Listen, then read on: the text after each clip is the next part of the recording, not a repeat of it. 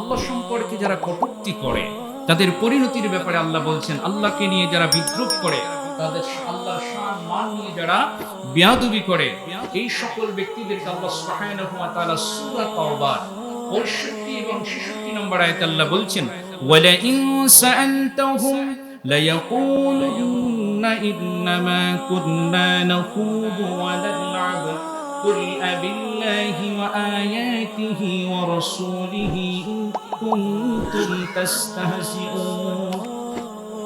আল্লাহ স্পষ্ট করে দিয়েছেন, আপনি তাদেরকে জিজ্ঞেস করুন। আল্লাহ তার রাসূলকে বলছেন, হে রাসূল, আপনি তাদেরকে জিজ্ঞেস করুন, তারা অবশ্যই বলবে আমরা তো এই কথাগুলো কেবলমাত্র হাসি তামাশা করে বলেছি, সিরিয়াসলি বলিনি।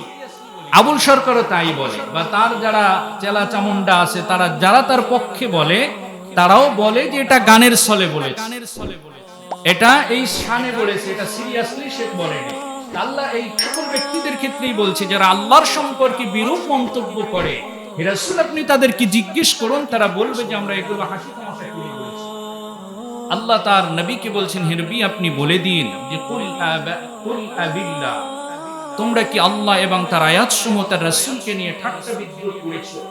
তোমরা কোনো অজুহাত যদি পেশ করো না কেন, এটা তোমাদের ঈমানের অন্তরায় নয়, এটা হলো তোমাদের কুফুরির নামান্তর। সুবহানাল্লাহ, এটা কোনো ঈমানদারের কাজ নয়, এটা হলো কুফুরির কাজ। এজন্য সম্মানিত হাজিরিন, যে হাসি তামাশা করেই বলো আর খেল তামাশাই বলো, এটা স্পষ্ট কুফুরি।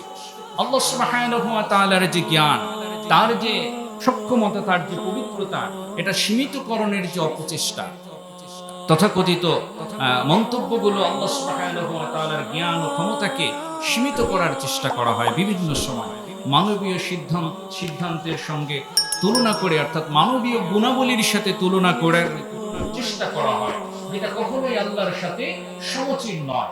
আল্লাহ হলেন মানুষের সমস্ত গুণের থেকে তিনি ঊর্ধ্বে, এজন্য মানুষের দৃষ্টিভঙ্গি থেকে দেখলে তো হবে না।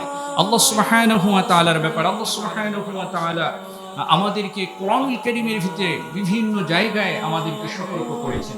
এই বাউল আবুল সরকার সূরা নাসের ব্যাপারে বলছেন, সূরা নাসের ব্যাপারে কতগুলো জায়গায় যে কুল আউযু বিরাব্বিন নাস, বলুন আমি আশ্রয় প্রার্থনা করি মানুষের প্রভুর নিকটে, ইলাহিন নাস, মানুষের ইলাহের নিকটে বা উপাস্যের নিকটে। এই প্রত্যেকটা আয়াতের বিকৃত অর্থ করছে, আর এটা নিয়ে সে খেলতামাশা করছে, মানুষকে হাসাচ্ছে। নাউযুবিল্লাহ, এটা খেলতামাশার মাধ্যম বানিয়ে ফেলেছে কোরআনের আয়াত।